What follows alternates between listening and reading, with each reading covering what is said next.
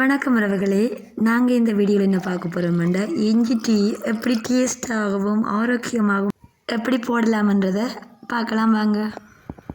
இஞ்சி டீயை நான் செய்து கொள்கிறதுக்காண்டி இந்தளவு பீஸ் இஞ்சி எடுத்துக்கொள்கிறேன். அதோட 2 ஏலக்காய் போதுமானதாக இருக்கும். 2 கிராம்பு அதிகமாக போட தேவையில்லை.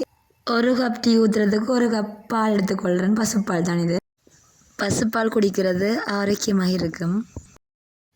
இஞ்சியில் இருக்கிற தோலை வெட்டி எடுத்துக்கொள்கிறேன்.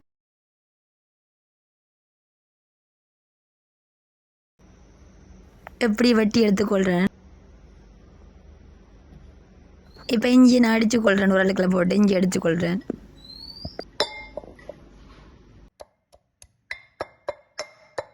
இந்த அளவுக்கு இஞ்சி அடித்துக்கொண்டால் போதுமானதாக இருக்கும்.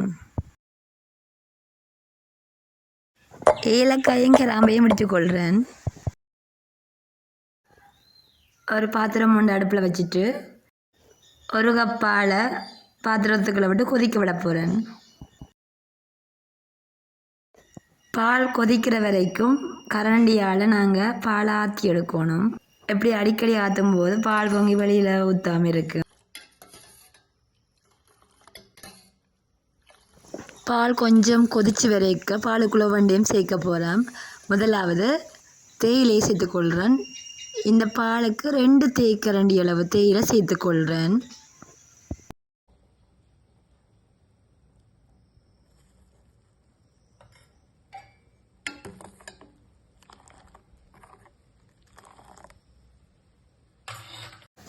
அடுத்ததாக இடித்து வச்ச இஞ்சியையும் சேர்த்துக்கொள்கிறேன்.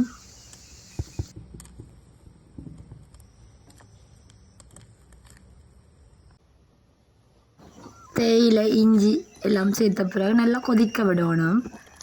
கொதிக்க விட்ட பிறகு அடுத்ததாக சீனியை சேர்த்துக்கொள்கிறேன். உங்களுக்கு எவ்வளோ இனிப்பு சுவை தேவையோ அவ்வளோத்துக்கு ஏற்ற மாதிரி சீனியை சேர்த்துக்கொள்ளலாம். நான் இங்கே 2 தேக்கரண்டி அளவு சுகர் சேர்த்துக்கொள்கிறேன்.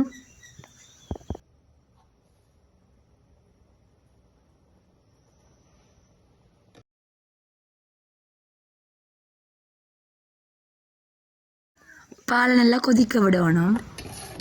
அப்போ தான் தேயிலை சாறு இஞ்சி சாறு எல்லாமே பாலோடு நல்லா சேரும். அதுக்காக நல்லா கொதிக்க விடணும். அப்போ தான் டேஸ்ட்டாக இருக்கும் பால்.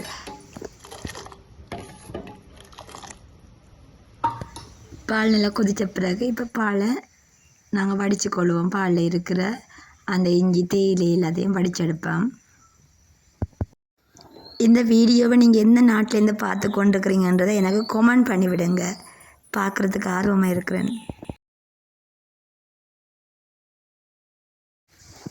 எல்லாமே வடிச்செடுத்த பிறகு இப்போ பாருங்கள், இஞ்சி டீ ரெடி ஆயிட்டுது. நல்லா டேஸ்டான ஆரோக்கியமான இஞ்சி டீயை நீங்களும் இப்படி செய்து பாருங்கள். உங்களுக்கு பிடிக்கும். இந்த வீடியோ உங்களுக்கு யூஸ்ஃபுல்லாக இருக்குமென்னு நம்புகிறேன். இந்த வீடியோ உங்களுக்கு பிடிச்சிருந்தால் லைக் பண்ணுங்கள். மறக்காமல் சப்ஸ்கிரைப் பண்ணி விடுங்க. தேங்க்யூ ஃபார் வாட்சிங்.